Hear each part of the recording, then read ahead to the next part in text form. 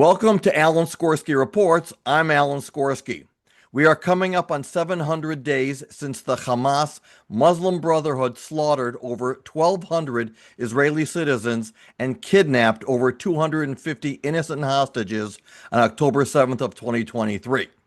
Since then, the IDF has surgically crushed the infrastructures in Gaza, Lebanon, and Iran.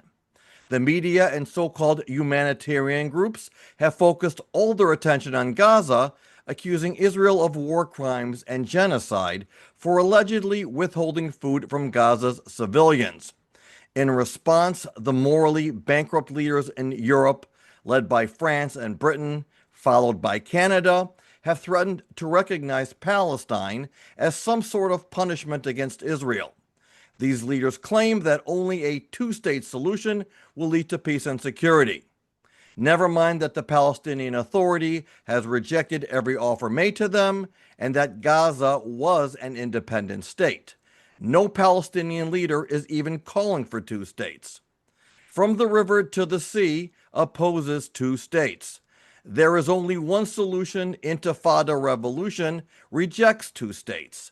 Yet, Europe, Western media, and many Democrats in America are calling for a Palestine that the Palestinians don't want. In early July, the Wall Street Journal reported that Sheikh Wadi al-Jabari and four other prominent clan leaders from Hebron had signed a letter pledging peace and full recognition of Israel as a Jewish state. Their plan? Hebron would secede from the Palestinian Authority, establish an independent emirate, and join the Abraham Accords. A year ago, today's guest, Dr. Mordechai Kedar, proposed what he called an 8-state solution that would cut out the Palestinian terrorist leadership and replace them with Arab tribal leaders to rule over themselves in designated Arab-run territories.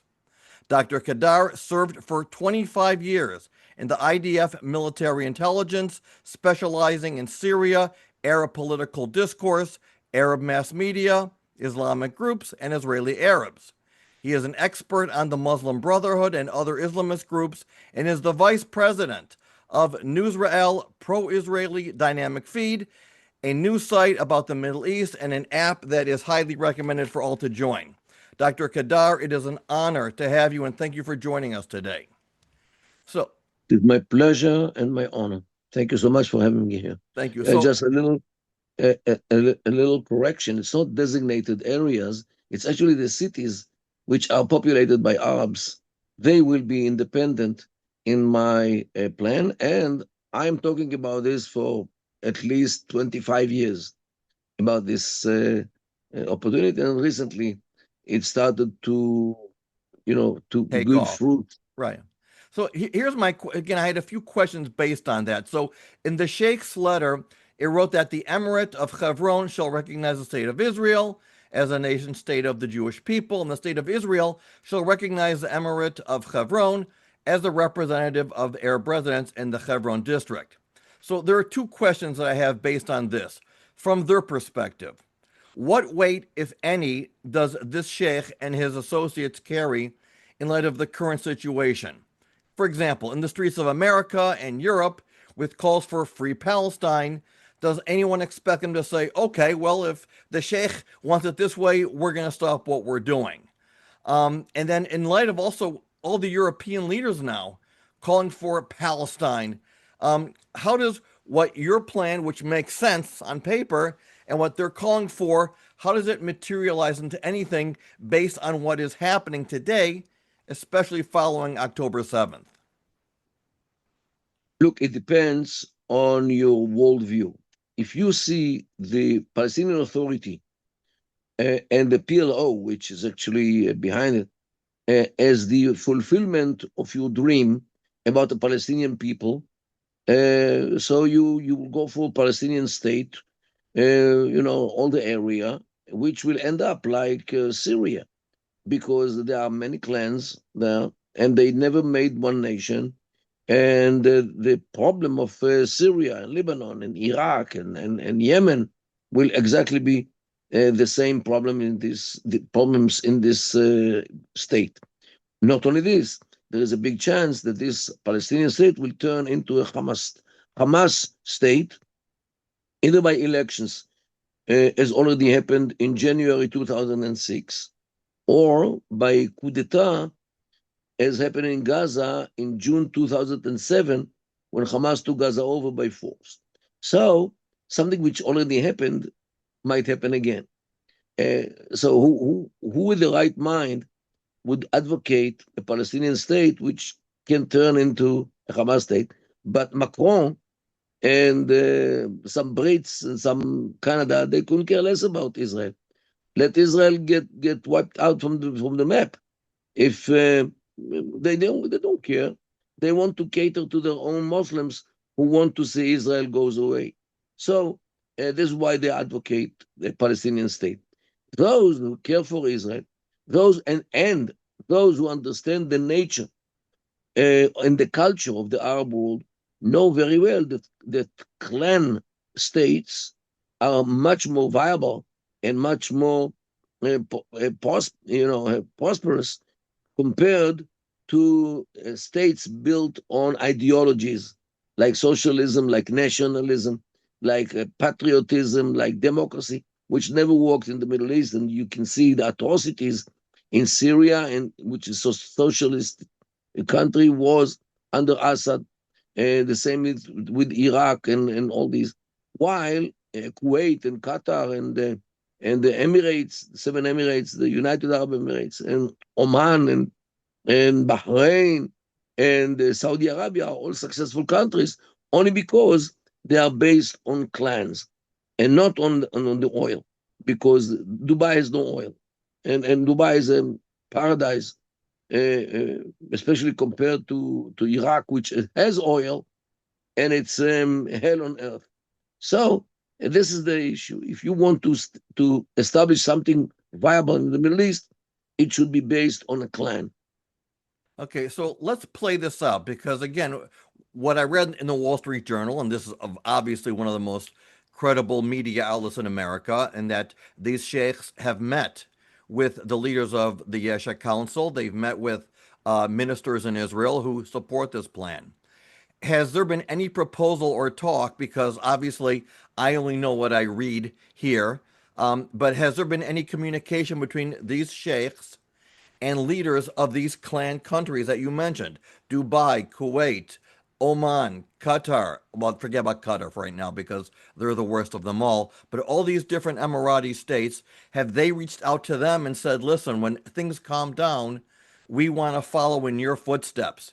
And would they and then follow them? Because remember what Saudi Arabia has been saying, though no one knows if they really mean it or they're just saying it, that for normalization to happen, there has to be talk of a Palestinian state. But they never really defined what a Palestinian state. For all we know, they would recognize what these sheikhs are proposing. So beyond what you've proposed, which makes sense, beyond what these sheikhs and their meetings with Israeli ministers, has there been any type of communication between them and these different Emiratis? Well, I don't know, because they don't tell me everything which they do. This first thing.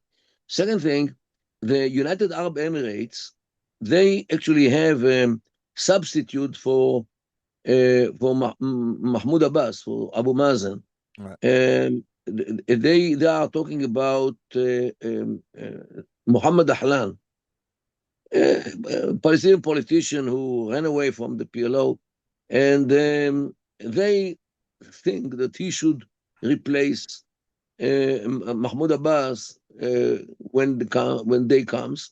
He lives in the Emirates. He has some billions, and he's actually was nurtured maybe by the United Arab Emirates. Therefore, uh, as long as he is the candidate to replace Abu Mazen, they are not trying a new thing.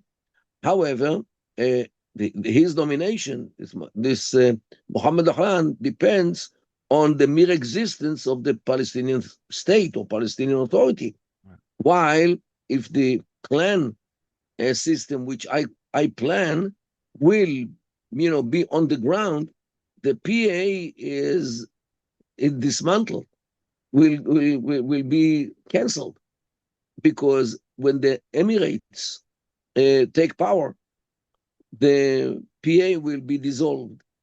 So this way, if we, and the problem is with Israel, it's because so far the army and the Shabak, was the General Security Organization, and all those bodies which are designed to work with the PA, they are loyal to the PA.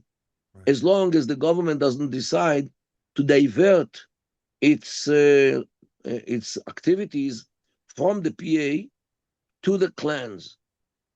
And the PA considers the clans to be their enemy. Right. It is the clan leaders as their enemy. And there are arrest warrants against them. So Israel has to protect them. Israel has to work as one machine in order to promote them and to help them and to protect them from the PA and not to serve the PA. Unfortunately, there are some organs in the country which have not yet joined it. And for them, as long as they don't get the order from the government, they are still loyal to the Palestinian Authority. I hope that within days, this thing will be corrected, and the state as a whole will work with the clans rather than the PA, especially when it comes to Hebron. The problem is that the government has too many things on its table. Right. What happens in Gaza, what happens in Lebanon, what happens in Syria with the Druze, what happens in, there are many issues, and the government, through the last couple of months, didn't have the time to sit down and discuss this opportunity to create peace with the Palestinians rather than to continue to quarrel with them on every issue.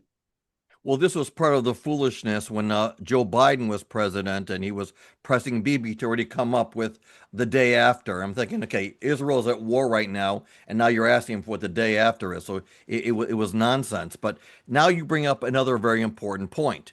When Donald Trump came into office, he talked pretty quickly about the U.S. taking over Gaza, and they would turn it into this Singapore of the Middle East.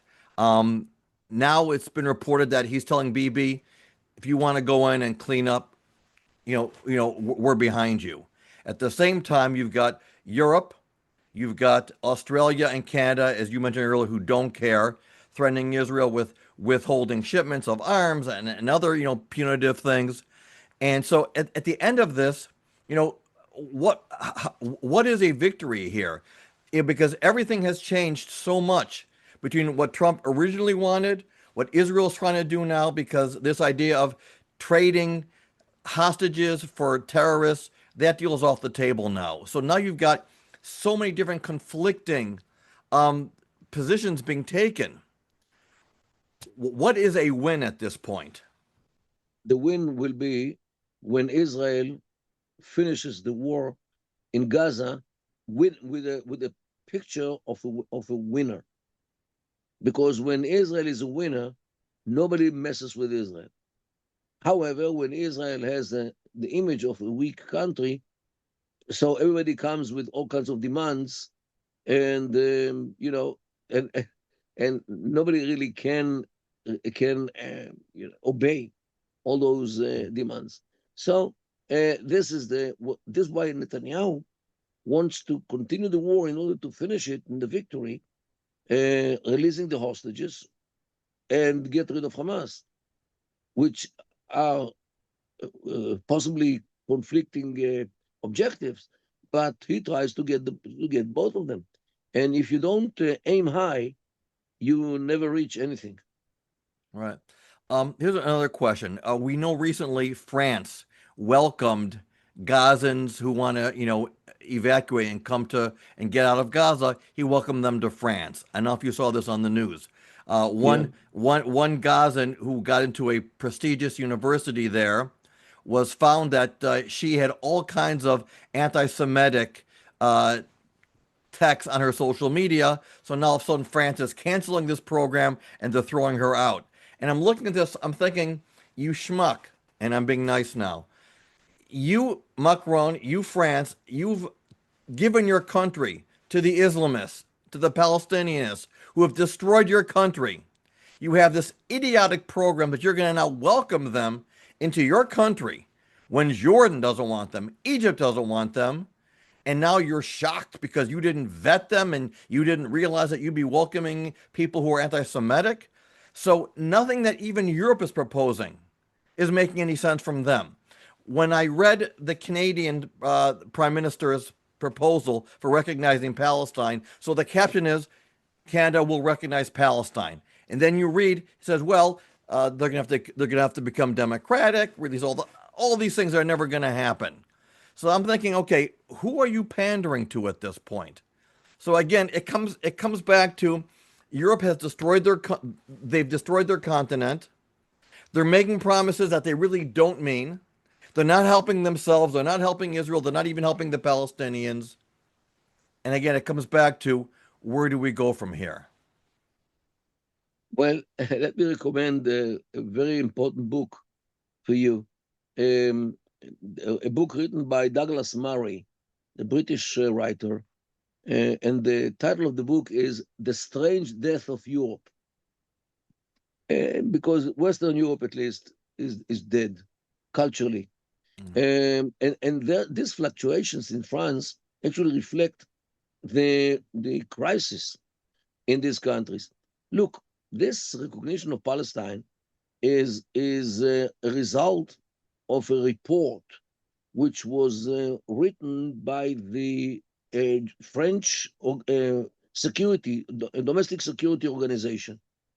And they had a report about the Muslim Brotherhood and the expansion of the activities of the Muslim Brotherhood in France.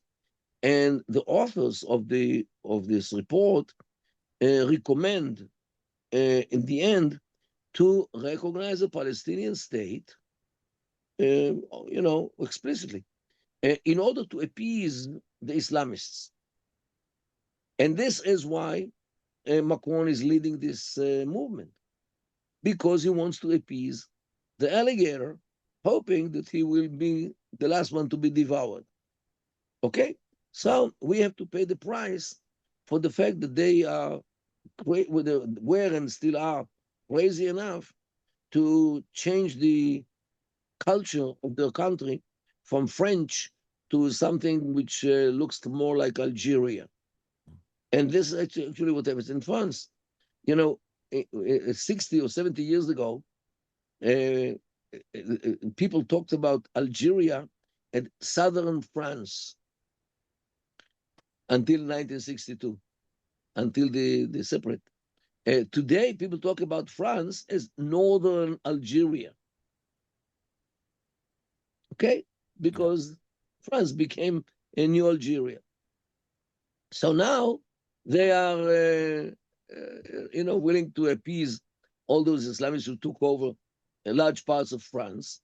And they are surprised to see that these people are anti-Semitic. However, I must tell you, the French are very much afraid of one thing, that Israel will call upon the Jews in France to leave France and to come to Israel. Right. And once, when the prime minister was Ariel Sharon, it was like 20 something years ago, he said once he's visited France and he had a meeting with the Jewish leaders of France, and he said, you should all pack up and come to Israel. So the president of those days, I think it was Sarkozy, I'm not sure, was flabbergasted about this thing. What are you coming to us in order to preach to one of the best communities to leave and go to your country? What kind of behavior is? Okay, Ariel Sharon was not somebody who knew how to behave in too many places. He wasn't polite in any case. So he said what he said.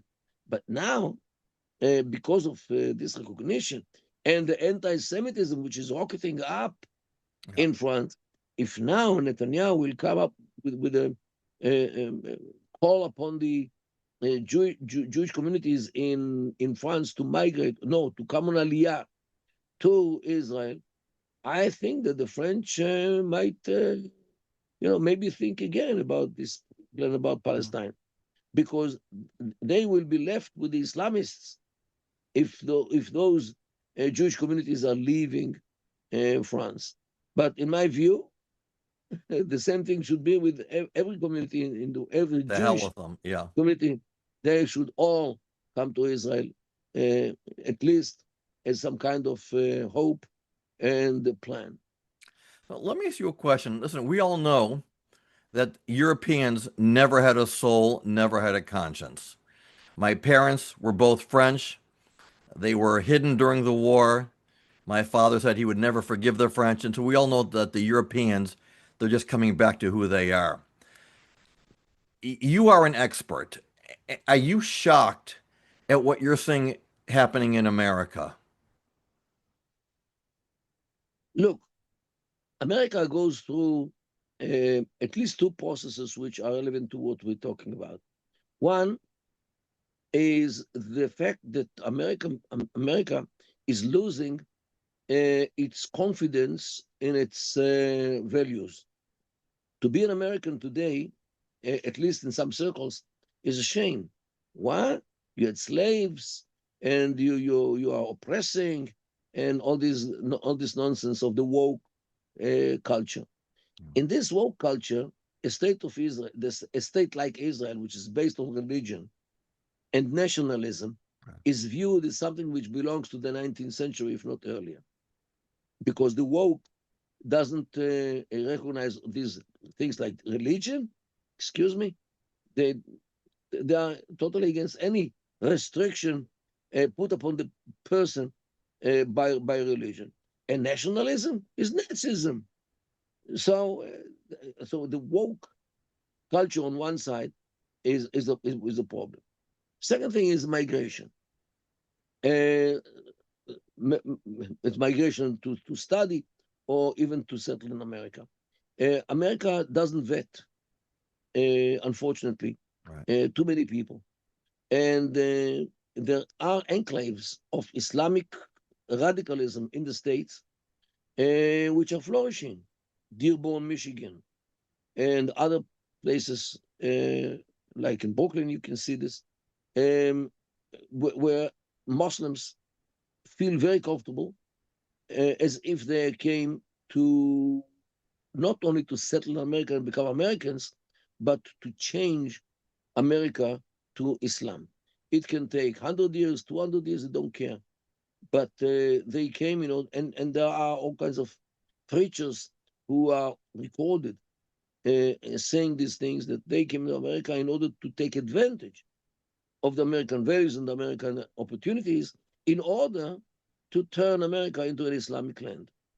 The Muslim Brotherhood had a document about this, which is called the Explanatory Memorandum, which was found in Florida in the 90s in the investigation of the Holy Land Foundation, Right. which supported Hamas those days. And you can download it from the internet. It is open now because it was an official exhibit in that trial, and it explains how the Muslim Brotherhood are planning to take America over by creating all kinds of organizations like the MSA, Muslim Student Association, Right. by the CARE is a Care. combination of three organizations mentioned in that memorandum. So in this case, CARE is also in the list in the form of three others which were merged in order to create CARE. So they are taking advantage of the fact that these organizations are non-profits, and they enjoy the 501c3 status, and by using American tax money, they are flourishing in America. And another thing which is very, very dangerous in America is the role of Qatar.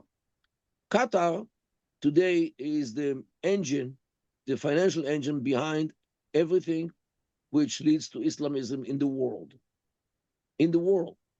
They bribe politicians, they buy media, they buy organizations, and they buy everything which moves and doesn't move in order to spread their radicalism all over the world. And since it was published that by the IRS that Qatar is one of the sponsors of the Clinton Foundation, for example. And so what do you mean? That the Clinton Foundation is designed to what? To represent the radical Islam which Qatar spreads all over the world. Okay, so this is how they work. Qatar has also financial relations with people from the Trump administration. Yeah. And this way they invested in these people in order to make sure that they behave nicely to the Islamists when they comes. And this is actually what happened. So the United States have to be very careful not to allow this migration to change the culture of America. And America, in my view, Qatar should be kicked out from any circle, especially in the academia, because they sponsor many activities against Jews and against Israelis on campus by organizations like MSA. And it has to be very, very careful, picked and kicked out from the United States in order to preserve the culture of the United States before it's too late, as it is in France, Britain, Spain, Australia, Belgium, and Australia as well. So, Dr. Kedar, we've got literally a few minutes left. So I want to one last question. You are the vice president of Newsrael, Right. which I downloaded the app because I wanted to see what it was. So here in America, to me, the greatest sites are Palestinian Media Watch and Memory, because they monitor everything that's coming out of the Islamic world, the Palestinian world. Tell us, if you would, what Newsrael does and why it's so important for everyone to download that app. Newsrael, first of all, it brings like 100 items every day about Israel, about the Middle East, about the Islamic movements, about the war, about related topics like whatever's in the States, what Trump said about these things. So whoever is interested in what happens in the Middle East in general and in Israel in particular can download it for free. And if you want subscription, it means without advertisements, it is $5 per month, nothing. So we highly recommend to download it for free and to use it as a source of information about what happens. It is like the user interface. Maybe it's like is it's like the Drudge Report used to be, where it just has a collection of the best. Well, where does the source come from? Is it more like coming from conservative sources, or is it something that just has different news stories from different people? What is the is there like a political orientation to it? It's not political orientation. It is a cultural orientation. Right. We are about the things which are real. We are not bringing anything which is anti-Israeli propaganda, right, or anti-Israeli messages. As unfortunately, look at this. This is the app application. Right. That's what I have. Yep, I got it. And when you get into this, you can scroll. Yeah. Wonderful. And if you like something to read, you tap it and you get the whole story after the advertisement, because we live on advertisements. Sure. And you can see the item as it is. It could be text. It is text, it's pictures and video. And this is what we have in this application. Of course, we have advertisements by Google, and this is how we can run it. Good. Dr. Kedar, It's been an honor to meet you. I have been following you for decades. And to finally have met you and spoken with you, now, Thank you so much, is Ron. it- okay, so And let's hope for the victory yeah, in Gaza and victory on Iran, victory on Qatar, and victory on all those anti-Semites, like in France, yeah, who are willing to create a Palestinian state in order to appease their own problems. yeah. Dr. Kedar, thank you so much. And again, all the best. Hatzlacha. Thank you so much. Thank you Yeah. so much.